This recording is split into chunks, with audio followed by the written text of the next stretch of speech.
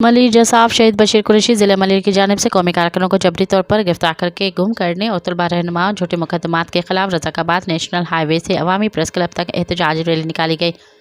Rally में बड़ी तादाद में कौमी कारकुनों और तलबा ने शिरकत की। रैली की क़यादत जसाफ शहीद बशीर कुरैशी ज़िला मलिर के सदर वहाब कबूल, आज़ादार चांडियो, SUP रहनुमा शिराज सोलंगी और दीगर कर रहे थे। मुजाहिरीन के हाथों में बैनर्स और प्ले कार्ड्स थे जिन पर कौमी कारकुनों को रिहा करो और झूठे मुकदमात ख़त्म करो के नारे दर्ज थे, जबकि शुरा पुरजोश नारे लगाते रहे। इस मौके पर रहनुमाओं ने खिताब करते हुए कहा कि सिंध के वफादारों और कौमी तहरीक से वाबस्ता कारकुनों को जबरी तौर पर लापता करना इंसानी हकूक़ और आइन की खिलाफ वर्जी है। रहनुमाओं ने मज़ीद कहा कि गनी अमान चांटी और सरमत मीरानी जैसे तलबा रहनुमा कौमी शऊर को उनकी आवाज़ें हैं जिन पर झूठे मुकदमात कायम करके नौजवानों में खौफ पैदा करने की नाकाम कोशिश की जा रही है।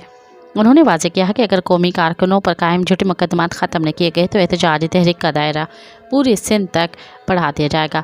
रहनुमाओं ने इंसानी हकूक़ की तंजीमों और सुप्रीम कोर्ट से मुतालबा किया है कि वह इस मामले का फौरी नोटिस लें।